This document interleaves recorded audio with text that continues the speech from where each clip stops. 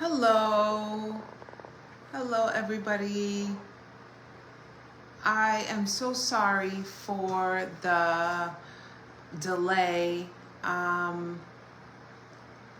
am having some technical difficulties. I always go live. I'm always on Facebook. I've never had a problem. But today there was an issue. I don't understand why. It's very, very strange. But I'm glad that I have other options. I'm on my phone, which is okay. I just want to be able to do this and get this information out. How strange, how odd, but we're thankful for technology. We're thankful. Hello, Jane. I'm so glad that you're here. I apologize for being late. I had some technical issues, but we are on for tonight.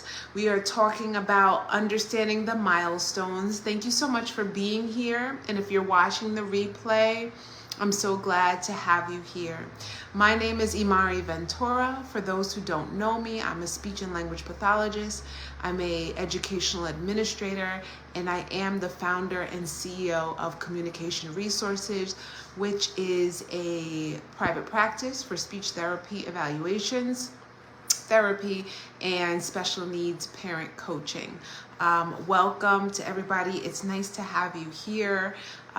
Sorry once again for the delay and the change of setup. So let's just get into it. I'm really excited. This is a good topic for tonight. If you're just getting into the group, I get on live just to chat and to talk once a week, but then I also get on to share content, to share clinical opinion and expertise, and so I'm here to do that today. The topic is understanding the milestones. Understanding the milestones. Understanding the milestones. So this is for my moms who and parents of children who are small, but most certainly does apply to older children too. There's a thread in development, so the skills acquired when a child is young then do accumulate and build off of one another to what we see presently. So we're going to be using milestones established by the CDC, okay? And we're talking about the milestones for development, right? Starting from birth, from infancy and on. So for those of you who don't know, in 2022, the CDC revised and published a new set of developmental milestones. The CDC, in conjunction with the American Academy of Pediatrics, did this together. And there were some significant changes. So let me give a little bit of context of why I'm even talking about this. As an administrator, I receive calls from family every day. Multiple families, multiple moms and dads give me a call and they talk to me about development. They talk to me about what their child can and cannot do. As of late, I'm receiving calls from families and I'm getting evaluation packets from agencies where I'm seeing a lot of immature behavior and a lot of skills that I would expect in younger children for older in the preschool population. And so I recognize that parents, teachers, caregivers need some guidance on what really children should be doing. Historically, we've always looked at milestones. Parents have always kept milestones. Pediatricians have always had charts in their office of what is typically expected. If you ask, my opinion is that we had a pandemic. There were lots of effects of that. There was lots of impacts. And for that reason, development has changed. Hey, Jalila. Development hasn't changed, but the way that we measure it and what we're looking at has changed, okay? So I'm going to be talking about milestones pre-2022, before the CDC changed and publish those the revised list of milestones, and post 2022 after the CDC revised and published new developmental milestones. Okay, so the 5 most significant changes to this are: number 1, the CDC has fewer milestones in their revision. Okay, post 2022, the amount, the number on the list went from 216 milestones to 159. So that shows you that many milestones were removed.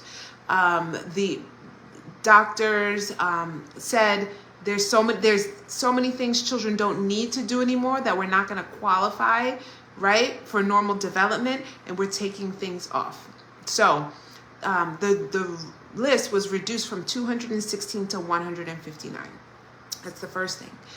Number 2, new guidelines remove language such as may and begins, which strip away clear delineations of when a milestone should be met and established.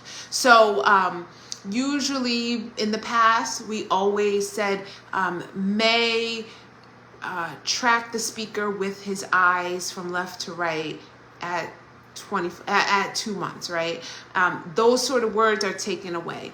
They were described as vague and conditional, and so they're no longer used in the updated and revised milestones. Okay, 3. Updates have benchmarks to help parents to identify developmental delay and signs of autism.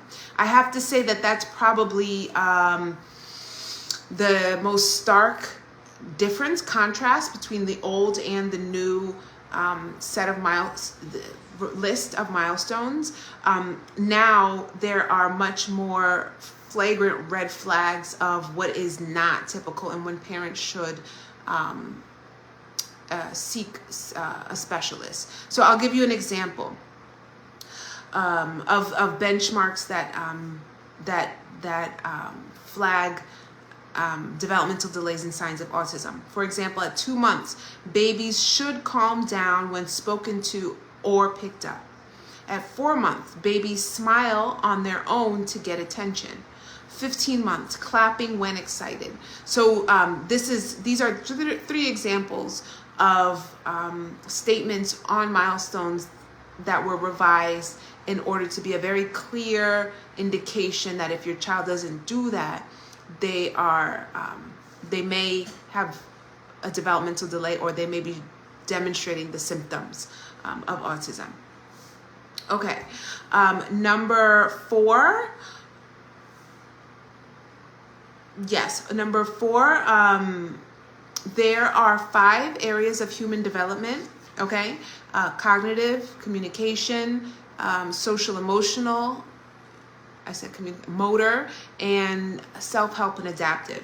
In the new list of milestones, only 4, it's only divided into 4, which are everything except self-help and adaptive. So on the new list, the division is motor, communication, cognitive, and social emotional. That's it.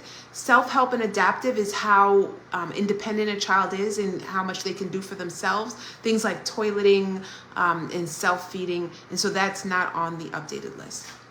Okay, number 5 of the most significant changes in the updated and revised 2022 CDC developmental milestones. The 5th one is previous milestone guidelines were at a 50th percentile, meaning that at least 50% of children were expected to reach the milestones.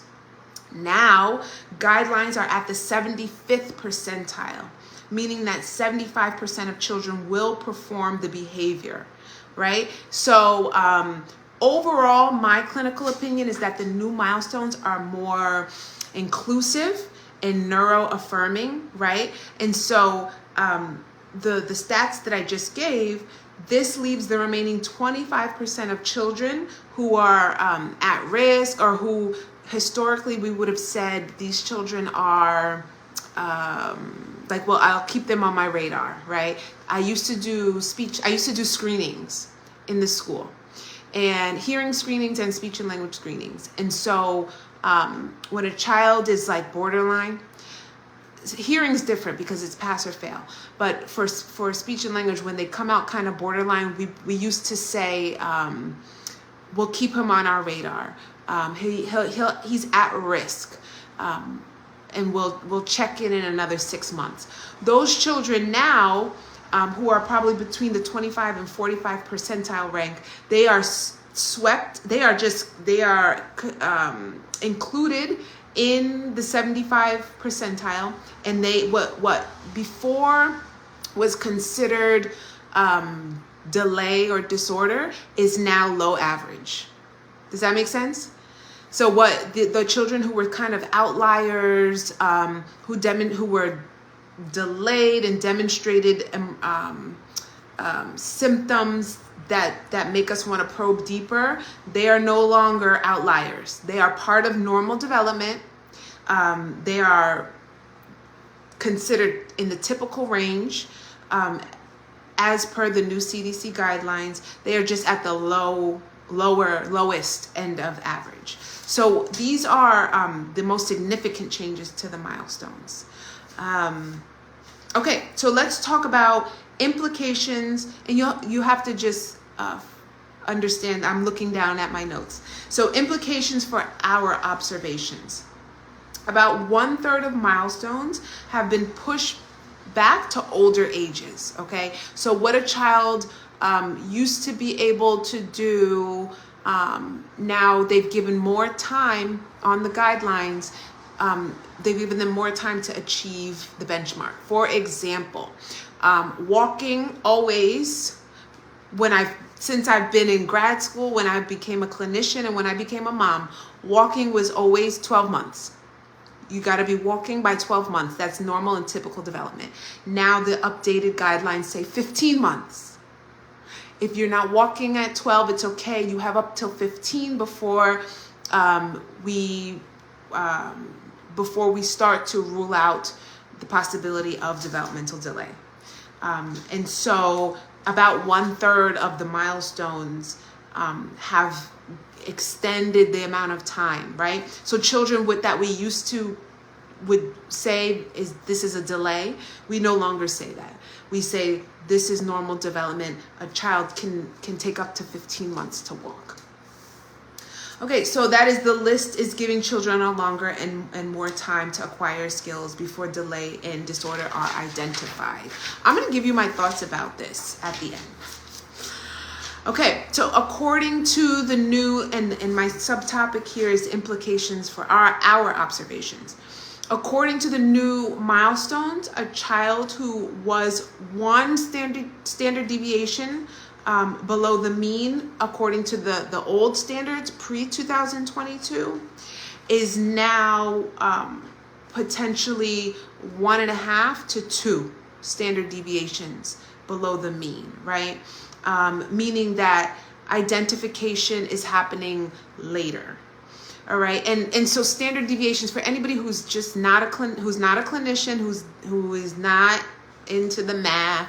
When we talk about standard deviations, we're talking about the amount of delay from what is average. So in all milestones, what it is that there's been samples of children, thousands and thousands of children over a long time, many years.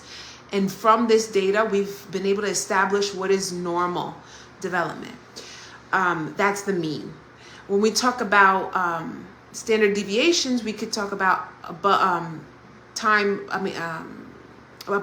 above the mean or below, right? Above average or below average. 1.5 to 2 standard deviations. If I have to talk about age equivalencies, we're talking about a year to 2 years of delay, right? So now, like I said before, children who were once, we would have been concerned. Hey, Vanessa, I love Vanessa, y'all. Children who once would have been considered delayed and would have gotten identified, and there would have been urgency now for evaluation and treatment. Now they are not and on anybody's radar, right? They are at risk of falling through the cracks, let alone they are at risk for developmental delay. Right? And because there's no intervention, it could actually snowball and get worse fast. Okay. If delays are not caught right away, they can snowball into other developmental issues. And so that's really, really important to remember. When I did a series on feeding, and it was actually a series on autism, and I spoke about feeding, I let a lot of moms know on Facebook and in the calls that I get and in the work that I do.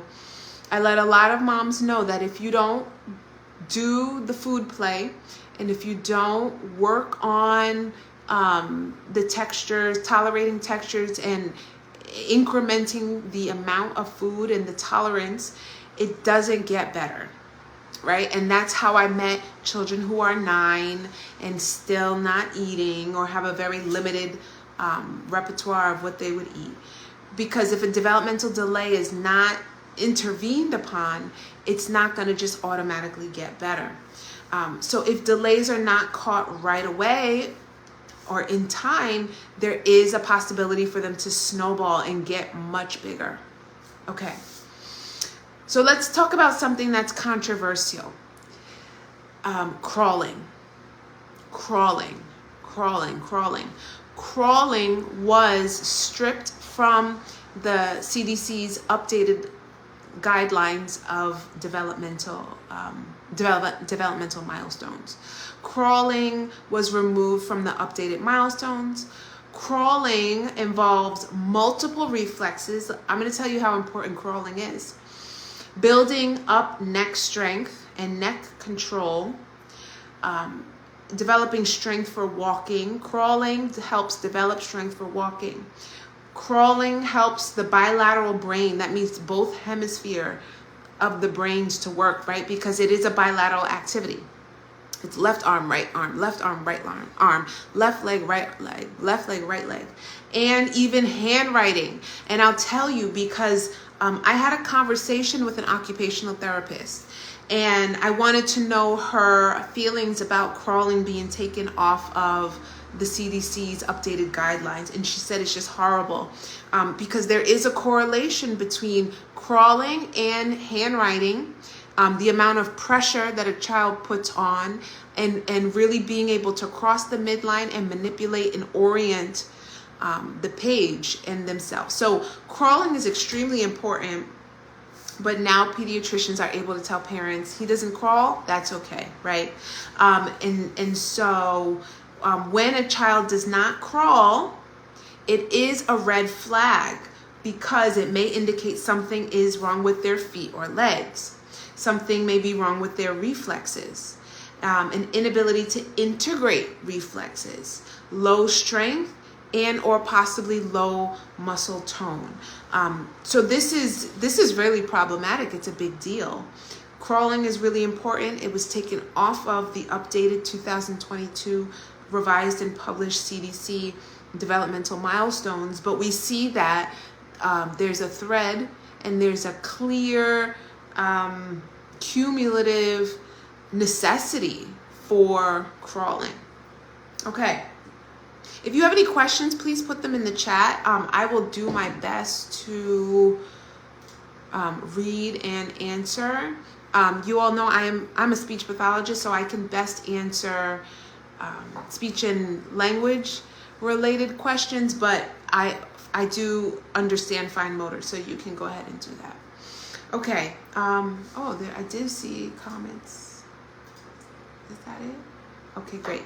Okay, so now the most significant CDC developmental milestone changes include speech and language.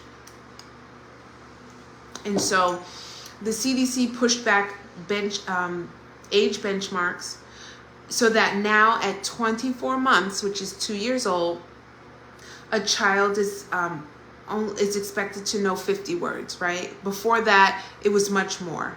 That was the, I'm sorry. The old Milestones said that at 24 months, a child should know 50 words. The new Milestones indicate that at 30 months, a child should know 50 words, right? And so I know many of us would say, oh, 6 months. But 6 months in the life of a child is a big deal. And so it really is very incongruent because at 24 months, a child should really be putting together two word utterances. And it's hard to do that when their repertoire is only 50 words.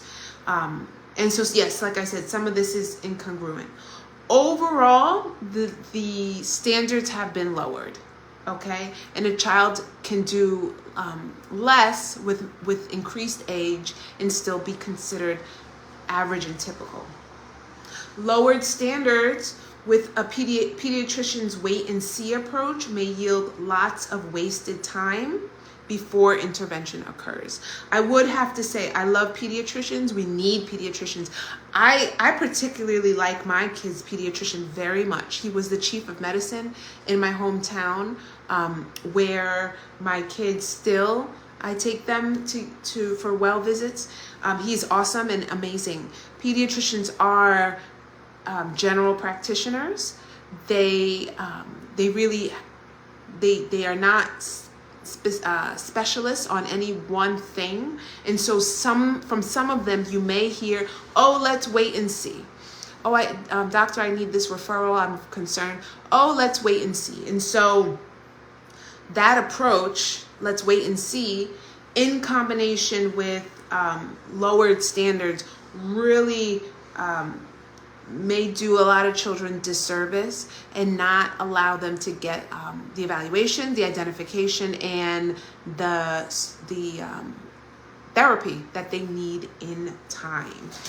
And so my feeling about, my clinical opinion about all of this is that if you have the old Milestones posted up somewhere, please do continue to look at them and use them. I will say one thing. The standardized tests have not caught up to these Milestones. So standardized tests are revised about every 10 years. And so they haven't shifted to be in alignment with the updated Milestones. So, you know, we do have some time before we see widespread changes as it pertains to identification. But I would say, like I had said in another live, please meet your children at their developmental level, right? So whatever they are emerging skills in, allow them to fully walk into that. Meaning, if they are demonstrating the ability to drink from a open mouth cup, do not continue to give them the bottle, okay? If they are demonstrating strongly emerging skills in potty training, roll with it and don't continue to put on the diaper all day. Because when we do that, we delay them, right? We keep them in a depressed state longer than they really need to do, when what they need to do is move into the next level and grow and thrive in that. And so that is my opinion. I know that we have some clinicians in the group. I know that we have Dr. Jalila. We do have a dietitian in the group. We have psychologists in the group. So I'm interested to hear in their opinions too, and how they feel about the revised standards. If you have any questions in specific, I know we have moms of children of all ages. Please do reach out, put your question in the group, or you can personal message me. And so that's all that I really have much more on Milestones. If you haven't gotten your digital download, please do get it. It is very good, and I think that a lot of you will like it. It's about the science on meltdowns and 10 tips on how to reduce them. I did do a lot of research, and I got peer-reviewed articles, and it's a lot of juicy, meaty information. So please get your copy. It's not very expensive. It's on Teachers Pay Teacher, and I think that you will like it, and it will help a lot of parents. August 24th, which is a Saturday, we have another webinar on literacy.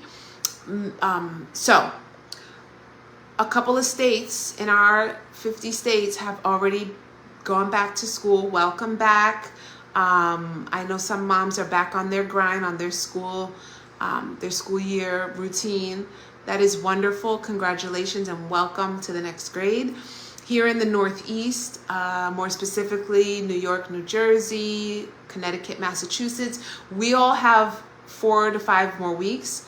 Do not cut anybody's vacation short. So it's not time yet. But for anybody who would like to prepare, who would like to get more information about literacy because your child's going into a grade that they're going to be reading, or just to support them in being better readers, this is about young readers. July's webinar was about like little people, right? It was about birth to, I would say, 2nd grade. The research was on. This is about older elementary and moving into middle school. So please do get your ticket at Eventbrite and join on August. Oh, I'm sorry, not the 24th, August 17th. Please do join August 17th, 10 a.m. Eastern Standard Time, Eventbrite. The ticket is not expensive, and you will get your Zoom link, and I would love to be there. We had a very interesting person in the last webinar. She's great, so I'll leave it at that. Please do mark your calendars for the SPED clinic, okay? This is the back to school edition. So it is everything that you need to prepare and get ready for the new school year. The questions that you need to ask about your IEP and what you need to do. So I always put the Zoom link at the bottom of the flyer. There is no RSVP. There is no need to. Just come on in, bring your questions. You can come and go. It's not a problem. Okay, everybody. Well, I'm glad to be on here. I apologize again for the technical difficulties. Remember, reach out if you need a one-to-one, a consultation, coaching. I'm here. Just let me know. And I look forward to seeing you all next time. Everybody have a wonderful night and a very nice weekend. Take care. Bye-bye.